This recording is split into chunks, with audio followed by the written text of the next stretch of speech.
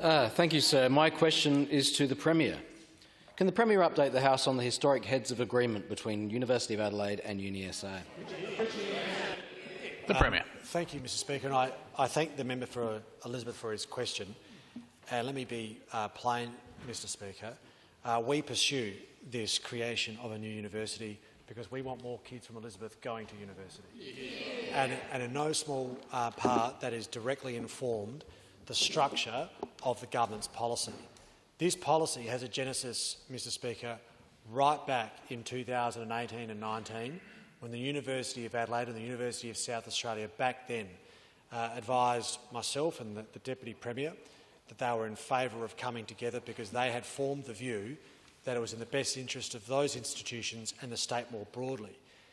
I found it incredibly disheartening that only months later, after being formally advised that by the two then Vice-Chancellors, that arrangement and the pursuit of that new university had fallen apart for reasons that still remain somewhat mysterious to this day. We won't go into that, but that was the genesis of the Deputy Premier and myself sitting down and formulating a policy that might recreate that moment to ensure that a new institution is indeed formed if it is in the best interest of the state. That led to the establishment of our policy around the University Amalgamation Commission, and we were very grateful coming into government to receive advice from Adelaide University and the University of South Australia that they would be willing to sit down and engage amongst themselves. That precipitated the government making a decision to put on hold its commission in the event that agreement should be reached. And we are very, very enthusiastic, Mr Speaker, to inform the House that there is now not just a commitment to negotiate, but an absolute policy and agreement between the two universities and the state government that in this state we should establish a brand new university for the future. At the heart of the new university there are multiple public policy objectives. One is to see a greater diversity and degree of equity in terms of student access to higher education in this state. Member for Hartley is warned for a final time. More kids from OSCS backgrounds, more kids from regional South Australia. That's why we have a $100 million perpetual fund, a $100 million perpetual fund that will be devoted specifically to that cause. The second, of course, is increasing the volume of R&D investment in our state. Member for Hartley is on a final warning. In South Australia, we are below the national average when it comes to R&D. 1.7% of Australia's GDP is allocated towards R&D. Overseas, in the OECD, Mr Speaker, that number is closer to 2.7%. We have got a long way to go in this country. If we are serious as a nation,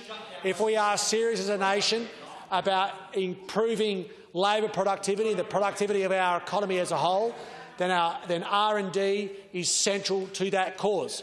This combined university, this new university, will be able to facilitate 13,000 extra students in our state, more kids getting educated, plus more kids coming from international students, which will mean $500 million per annum on a per annum basis being contributed to our economy. That allows for more investment in R&D. That is a good thing. Mr Speaker, this has been a moment that the state has been waiting for 25+ years. We now have the opportunity before us to make this happen. It has been the government's policy pursuit to do the big things, the bold things and the hard things to make sure that the state is in the strongest possible position to capitalise on the economic opportunity of our time and to make sure no kid is left behind. That's why we choose to bring this university together, and we look forward to hopefully the parliament endorsing it later this year. Order. The member for Hartley can depart under 137A for the remainder of question time. Member for Morialta. Thank you, sir. In the Premier's answer, he made a number of claims, including kids from Elizabeth going to university and, indeed, increasing numbers of student engagement that the Premier's proposition would achieve over any alternative. Can the Premier identify, first, when the bill will be released, and second, a point of order, member for Morialta. Will be provided to the people member for Morialta, there is a point of order.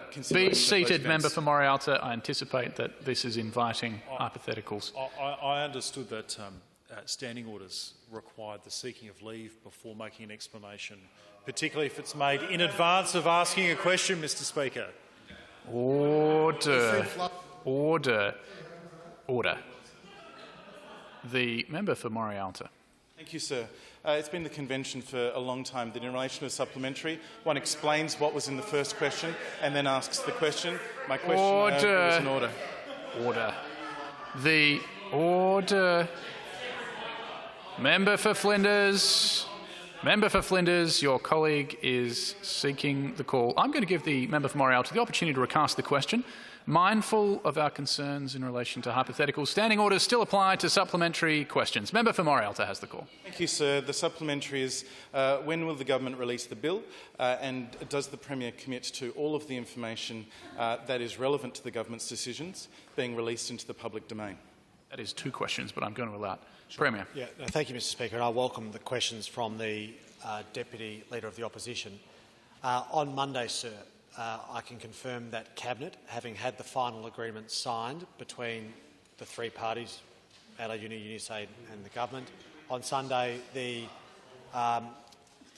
Monday the Deputy Premier brought into Cabinet a submission that facilitates the formal drafting of the bill and also public consultation on the bill. We anticipate, because much work has already been done, that the bill will be released publicly sometime in the next fortnight or thereabouts, in about a fortnight's time.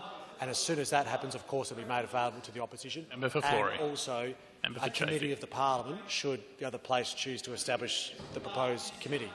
Member for Flory. In respect to the bill, around about a fortnight. West Torrens. In respect to the information, yes. So the government naturally, Mr. Speaker. Member for Flory is warned. Member for Flory, order.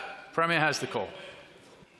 Naturally, Mr Speaker, there's been an awful amount of work being done between the various parties over the course of the last 6 months and also in the lead up to that. There's been a lot of information shared between the 2 universities and the state government that has instructed Treasury's formulation of the financial assistance package. There's been other information the government's been in receipt of too. Some of it will be subject to commercial in confidence. But both the Deputy Premier and myself have made it clear to both Vice-Chancellors and Chancellors that the government is enthusiastic to see the universities release as much information as they possibly can in such a way that doesn't compromise their commercial operations. Much of the information that we have received and the Treasurer, the Deputy Premier and myself have consumed, I don't see reason for, on first blush, from my perspective, of why that can't be put into the public realm. And the reason why we have an appetite from the government to put as much in the public realm as possible is because on almost every reading, this is a proposition that stacks up in the interest of the state. Yes, there are undoubtedly challenges identified. Yes, there are risks. This is a big endeavour, right? You can't bring 2 institutions of this scale and scope together without there being risks. We have known that from the start.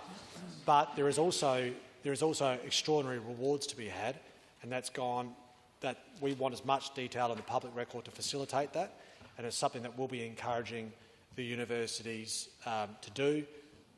We appreciate, as I know the opposition appreciates, there is some elements that they want to protect in terms of what is their IP, and there is good reason for that. But we certainly want to facilitate more information being made to the committee rather than less.